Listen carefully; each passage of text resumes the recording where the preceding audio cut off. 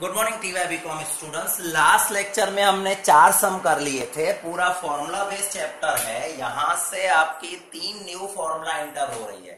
पहले आपने देखा कौन कौन सी फॉर्मूला अभी तक हम सीख चुके हैं। Gross profit ratio, net profit ratio. उसके बाद हमने देखा था ऑपरेटिंग एक्सपेंसेस रेशियो। उसके बाद हमारा आया था हम अलग अलग एक्सपेंसेस का रेशियो, जैसे एडमिनिस्ट्रेटिव एक्सपेंसेस, सेलिंग एक्सपेंसेस।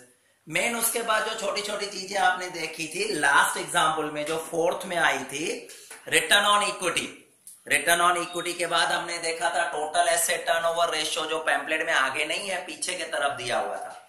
अब हम 5th में आएंगे। 5th में कुछ न्यू फॉर्मूला दिखाई गई है।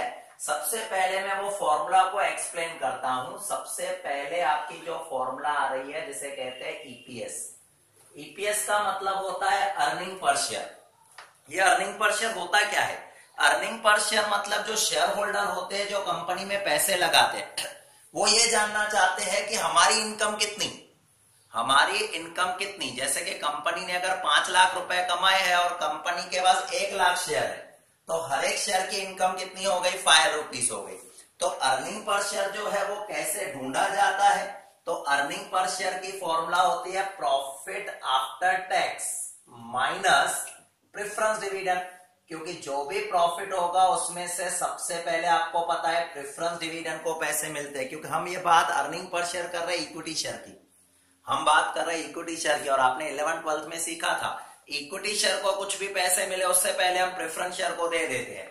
तो profit after tax minus preference dividend divided by number of equity share, divided by number of equity share. Pamphlet में जब आप देखोगे ना तो लिखा हुआ weightage average number of equity share, बात वही है।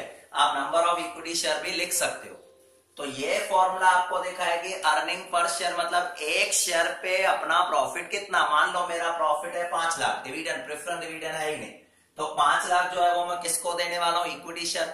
Divided by number of equity share 1 lakh है, तो 5 लाख डिवाइडेड बाय 1 लाख कितना हो गया? 5 रुपीज आ गया। तो इसे हम कह सकते हैं अर्निंग पर शेयर। दूसरी फॉर्मूला जो आप करने वाले हो वो है पे आउट रेशियो। आज जो दूसरी फॉर्मूला करने वाले हैं वो है पे आउट रेशियो। ये पे आउट रेशियो क्या होता है? आपको पता है कंपनी में जितना भी प्रॉफिट होता है कंपनी पूरे का पूरा शेयर होल्डर को नहीं देती है।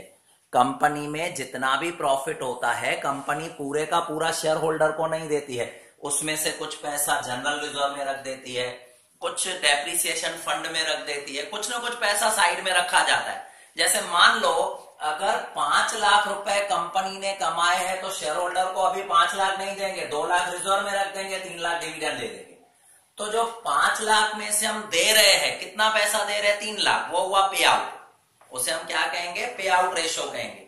तो जो पे आउट रेशियो आपको ढूंढना हो तो पे आउट रेशियो की जो फॉर्मूला आएगी वो कितनी आएगी, कैसी आएगी? देखो, इक्विटी डिविडेंड पेड। आपने जो इक्विटी डिविडेंड पे किया है, equity dividend paid divided by, देखो फॉर्मूला क्या है पे आउट रेशियो?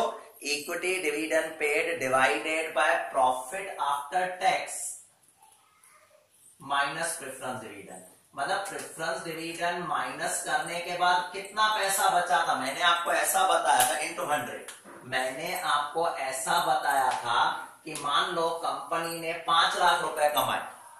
अब 5 लाख रुपए कंपनी ने कमाए, प्रेफरेंस शेयर नहीं है हमारे पास, सिर्फ इक्विटी शेयर है। तो 5 लाख के 5 लाख पूरे किसके हुए? Equity share. उसमें से कंपनी ने 2 लाख रिजर्व में रखे, 3 लाख डिविडेंड